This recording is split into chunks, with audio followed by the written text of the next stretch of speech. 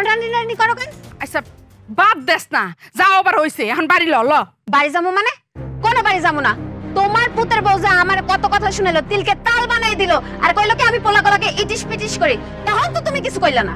আচ্ছা তোর ভাবি যেটা কইছে সেটা তো মিছা কথা কয় নাই, তুই তো কসই কথা। আমারে যে বিয়ে দিছো রফিকের লগে, আমার থেকে 15 বছরের বড়, আর আমি যে পোলার লগে কথা কই, ওই পোলা নিজের বাড়ি আছে, নিজের গাড়ি আছে, বয়স তো কম, তো কথা কম না। আচ্ছা যে পোলার কথা কইলি, বাড়ি গাড়ি কি ওই পোলার নিজের নামে সবকিছু?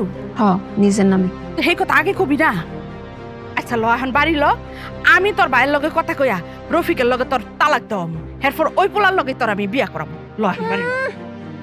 তুমি বললেই হবে? ভাবের সিদ্ধান্ত বাড়িতে শেষ সিদ্ধান্ত। ভাই যে আমাকে সবাইরে নিয়ে যখন কয় যে পরামর্শ করি, কার কথা শেষ কথায়? ভাবির কথাই। গত ঈদে যে গরু কোরবানি দিল, তুমি কোন গরুর কথা বলছিলা? লাল গরু। আর ভাবি কোন গরুর কথা বলছিল? কালা গরু। কোরবানি হয়েছে শেষ পর্যন্ত কোন গরু? কালা গরু। এখন বুঝছো তো কার কথাই শেষ কথা হয়? আচ্ছা এখন হইলে কি করমু? থাকি তোর ভাইয়ের লগে, তোর ভাই যদি এখন তার বোর কথা চালাই, এখন আমগো করার কিছু আছে? তোর ভাইয়ের সংসারে খাই, তোর ভাইয়ের সংসারে থাকি, এখন আমগো করার কি আছে?